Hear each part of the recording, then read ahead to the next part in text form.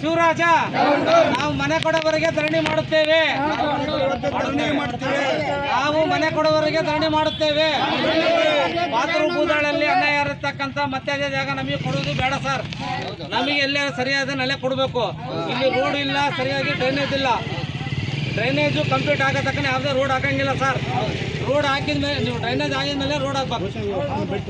ಜೈ ಭೀಮ್, ಜೈ ಭೀಮ್, ಜೈ ಭೀಮ್, ಜೈ ಭೀಮ್, ಜೈ ಮೋಸ ಮಾಡಿದಂತ ಕಾರ್ಪೊರೇಟರ್ಗೆ ಧಿಕ್ಕಾರ, ಧಿಕ್ಕಾರ. ನಂಬರ್ 7 ನಿವಾಸಿಗಳಿಗೆ ಕಾರ್ಪೊರೇಟರ್ ಮೋಸ ಮಾಡಿದಂತ ಶಿವರಾಜ್ಗೆ ಧಿಕ್ಕಾರ. ಬೇಕೇ ಬೇಕು, ಬೇಕೇ ಬೇಕು, ಬೇಕೇ ಬೇಕು, ಬೇಕೇ ಬೇಕು.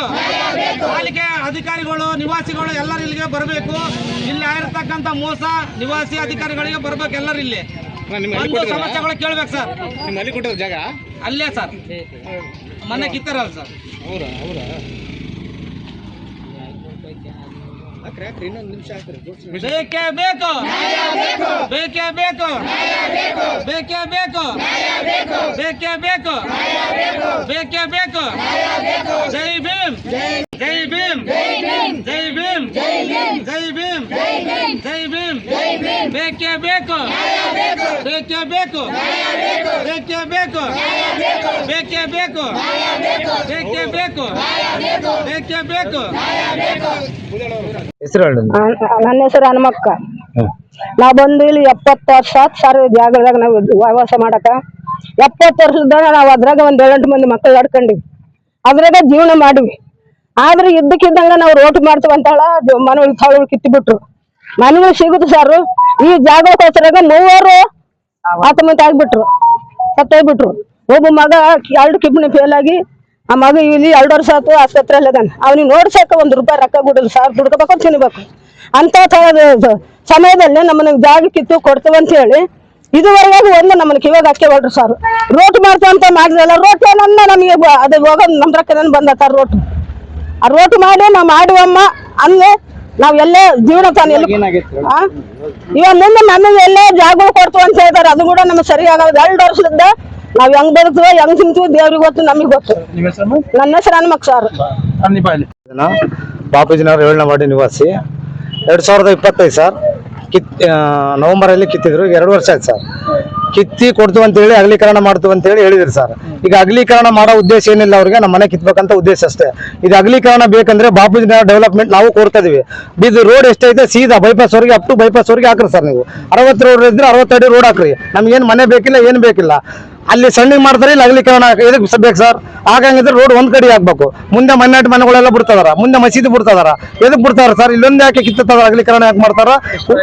ಇಲ್ಲಿ 11 ಮನೆ ಅದಾವ ಸರ್. 11 ಮನೆ ವಿತ್ತಿ ಕಡೆ ಎಲ್ಲ ಒಂದು 25 ಮನೆ ಕಿತ್ತಿದಾರ ಸರ್. ಬಟ್ ಅವ್ರೆಲ್ಲ ಏನ್ ಮಾಡ್ರ ಸ್ವಲ್ಪ ಮಾಡಿದಾರೆ, ಎಲ್ಲ ಕಿತ್ತಿದ್ರು. ಅಲ್ಲಿ ಒಬ್ಬ ಮನೆ ಕಿತ್ತಿಲ್ಲ, ಅವ್ನು ಸತ್ತೋಗ್ಬಿಟ್ಲು. ಕೊಡ್ತು ಸರ್. 6 ತಿಂಗಳಾಗ ನಿಮಗೆ ಮನೆ ಕೊಡ್ತೀವಿ, ಸಂಬೋಡ್ಲಿಂದ ಬೀಗ ಕೊಡ್ತು ಅಂತ ಹೇಳಿದ್ರು. 50,000 ರೂಪಾಯಿ ಗೌರ್ಮೆಂಟ್ ಸರ್ಕಾರದಿಂದ ಕೊಟ್ಟಿದ್ರು ಅಂತ. ಸರ್ಕಾರದಿಂದ ಯಾವ್ದು ನಮಗೆ ಕೊಟ್ಟಿಲ್ಲ. ಇಲ್ಲದ ನಮಗೆ ಪರಿಹಾರ ನೀವು ಮನೆ ಬಾಡಿಗೆ ಅಂತ ಹೇಳಿ ಕೊಟ್ಟಿದ್ದಾರೆ ಸರ್. 2 ವರ್ಷಕ್ಕೆ ನಮಗೆ ಮನೆ ಬಾಡಿಗೆ ಆಗ್ಬಿಡು ಸರ್.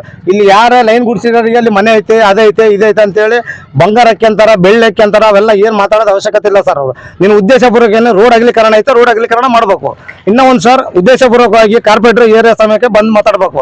ಏರಿಯಾ ಕಾರ್ಪೊರೇಟರ್ ಪತಿ ಆಗ್ಲಿ ಅವ್ರ ಮೈದಾಗ್ಲಿ ಏನ್ ಬಂದ್ ಮಾತಾಡೋ ಅವಶ್ಯಕತೆ ಇಲ್ಲ ಸರ್. ಏರಿಯಾ ಕಾರ್ಪೊರೇಟರ್ ಮೇಲೆ ಕಾರ್ಪೊರೇಟರ್ ಬಂದ್ ಮಾತಾಡ್ಬೇಕು. ಉಮಾದೇವಿ ಬರ್ಬೇಕು ಸರ್, ಸಮಸ್ಯೆ ಕೇಳ್ಬೇಕು. ಈಗ ಡ್ರೈನೇಜ್ ಇಲ್ಲ ಸರ್. ಡ್ರೈನೇಜ್ ನೀವು ಫಸ್ಟ್ ಕ್ಲಿಯರ್ ಮಾಡ್ರಿ. ಡ್ರೈನೇಜ್ ಕ್ಲಿಯರ್ ಮಾಡ್ಬೇಕು ಸರ್. ಡ್ರೈನೇಜ್ ಕ್ಲಿಯರ್ ಮಾಡಿದ್ಮೇಲೆ ಪೋಲ್ ಎಲ್ಲ ಕ್ಲಿಯರ್ ಮಾಡ್ರಿ. ಪೋಲ್ ಎಲ್ಲ ಕ್ಲಿಯರ್ ಮೇಲೆ ಅದ್ರ ರೋಡ್ ಡೆವಲಪ್ಮೆಂಟ್ ಮಾಡ್ರಿ.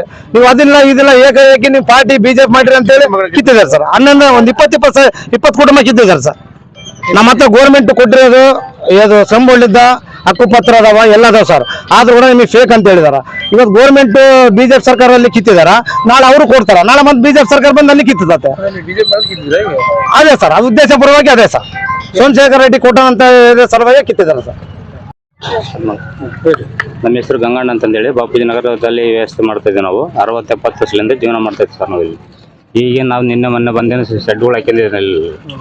ಬೇರೆ ದೇಶದಿಂದ ಬಂದಿಲ್ಲ, ಇಲ್ಲೇ ಹುಟ್ಟಿ ಇಲ್ಲೇ ಬೆಳೆದು ಇಲ್ಲೇ ಜೀವನ ಮಾಡ್ತಕ್ಕಂಥವ್ರು. ಏಕೆ ಬಂದು ಸರ್ಕಾರದವ್ರು ಬಂದು ಕಿತ್ತಾರೋ, ಕಾರ್ಪೊರೇಟ್ರ್ ಕಿತ್ತಾರೋ, ಯಾರು ಕಿತ್ತಾರೋ ನಮ್ಗೆ ಗೊತ್ತಿಲ್ಲ. ನಾವು ಏನು ಕೇಳ್ತಿದ್ವಿ, ಜಾಗ ಕೊಡ್ರಿ ಅಂತ ಕೇಳಕತ್ತೀವಿ. ಅದು ಬಿಟ್ಟು ಬೇರೆ ಏನಿಲ್ಲ. ಅವ್ರು ಸರ್ ಹಕ್ಕುಪತ್ರ ನಾವು ಮಹಾನಗರ ಪಾಲಿಕೆಯಲ್ಲಿ ಹಕ್ಕುಪತ್ರ ಕೊಟ್ಟಿದ್ದಾರೆ. ಅದಕ್ಕೆ DD ಕೂಡ ಕಟ್ಟಿದೀವಿ, ನಮ್ಮ ಹತ್ರ ಪ್ರೂಫ್ ಇದಾವ.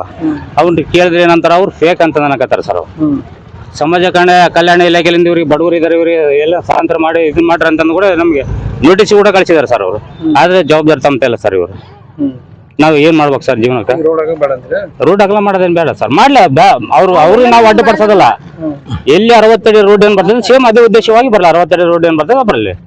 ಉಳಿದ ಸ್ಥಳದಲ್ಲಿ ಏನಿದೆ ನಾವು ವ್ಯವಸ್ಥೆ ಮಾಡ್ಕೊಂಡು ನಾವು ಕಟ್ಕೊಂತ ಮನೆ. ಇಲ್ಲಾಂದ್ರೆ ಜಾಗ ಕೊಳ್ಳಿಬೇಕಾರೆ ಎಲ್ಲದೇ ಜಾಗ ಕೊಳ್ಳಿ ನಾವು ಜೀವನ ಮಾಡ್ಕೊಂಡು ಇರ್ತಾವೆ ನಾವು. ಇಂಥಲ್ಲಿ ಅಂಬೋದೇನಿಲ್ಲ.